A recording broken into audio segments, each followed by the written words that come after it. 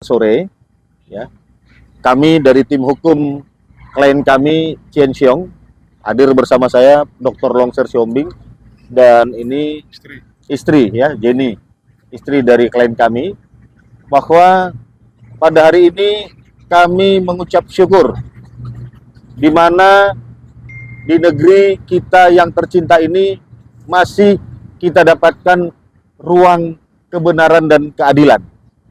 Di mana pada hari ini kami selaku kuasa hukum Chien Siong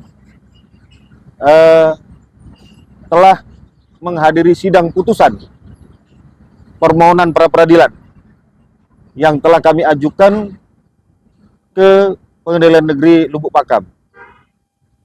Perlu kami sampaikan bahwa pada permohonan peradilan tersebut kami menggugat Kepala Kepolisian Republik Indonesia sebagai termohon 1 ya. Terus Kapolda Sumatera Utara sebagai termohon 2 dan Kapolres Pelabuhan Belawan sebagai termohon 3.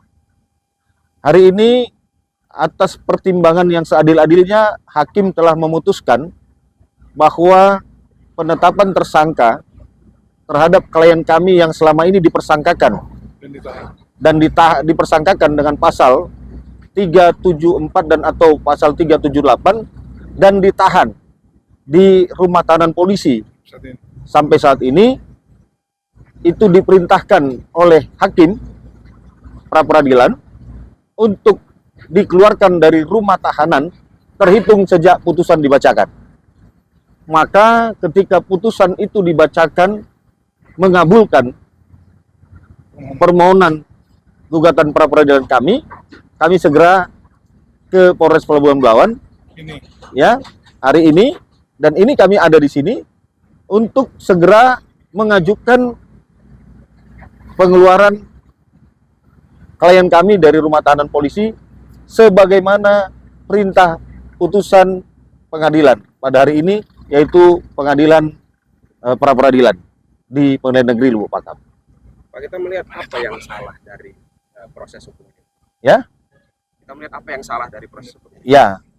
Menurut kami di dalam hal penetapan status tersangkanya tidak sesuai dengan pasal 184 KUH pidana ya, dan melanggar juga Perkap nomor 6 sebagai rujukan yang digunakan pihak penyidik untuk melakukan penyidikan dan penetapan tersangka.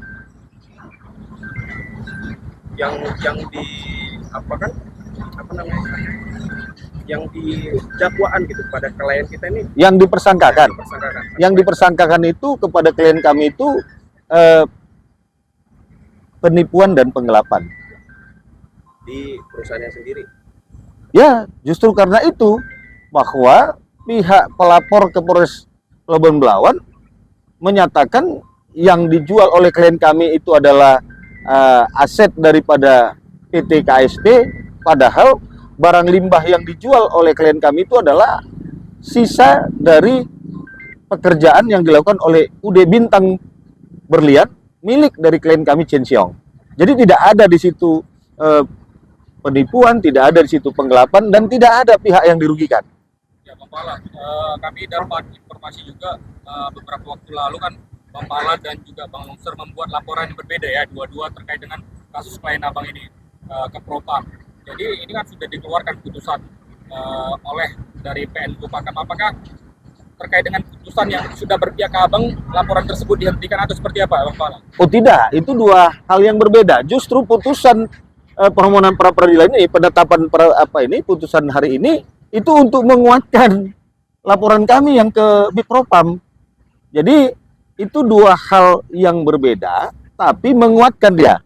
Dengan adanya penetapan hari ini, bahwa penetapan klien kami sebagai tersangka itu telah melanggar ketentuan perundangan yang berlaku, justru ini akan kami gunakan lagi nih nanti ketika saya nanti dipanggil untuk diperiksa sebagai pelapor ke Ditpropam Polda Sumatera Utara. Ini akan saya bawa, inilah buktinya bahwa klien kami tidak salah, karena laporan terhadap Kapolres yang saya lakukan itu kan salah satunya Kapolres meminta klien kami untuk mengakui kesalahannya, padahal dia tidak salah. Terus Kapolres meminta supaya mencabut kuasa hukumnya dari kami selaku advokat, yang saya katakan waktu itu ini bentuk daripada pelecehan terhadap profesi advokat. Jadi ini lanjut gitu. Lah, Langkah selanjutnya Bang Pala apa yang akan ditempuh? tadi saya sudah berkomunikasi dengan pihak Propam bahwa 8 hari ke depan saya akan segera dipanggil ke sana untuk dimintai keterangan. Tapi selain daripada itu, yang paling penting ada bahwa dengan ditahannya klien kami terhitung dari 1 September, ya 1 September, saya ulangi, 1 September 2023 sampai pada hari ini tanggal 16 Oktober 2023, tentu telah terjadi kerugian moral dan material terhadap klien kami. Di sini kami akan melakukan gugatan kerugian ini. Pertama, kami lakukan gugatan terhadap Kapolri, Kapolda, dan Kapolres Pelabuhan Belawan melalui Menteri Keuangan Republik Indonesia sebesar Rp1 dan akan menggugat kerugian moral dan material kepada PT KSP yang dalam ini ada Acio, ada Henry Virgo, ada Hendrian sebesar Rp1 triliun. Sehingga ya, 1 triliun, saya ulangi. Kerugian moral dan material yang ditimbulkan akibat penetapan tersangka dan penahanan terhadap klien kami kepada PT KSP sebesar Rp1 triliun dan kepada Kepolisian Republik Indonesia dalam hal ini Kapolri, Kapolda, dan Kapolres melalui Menteri Keuangan Republik Indonesia kami tuntut sebesar kerugiannya Rp1. Ya. Kami tertarik juga ingin mengetahui apa yang dirasakan oleh Ibu Jenny sebagai istri dari Chen Chong, suami Ibu telah ditahan sejak 1 September lalu. Apa yang Ibu rasakan, Ibu? Ya. Oke, puji syukur ya untuk hari ini, hari yang kita tunggu karena sudah ada sidang keputusan Prapit hari ini.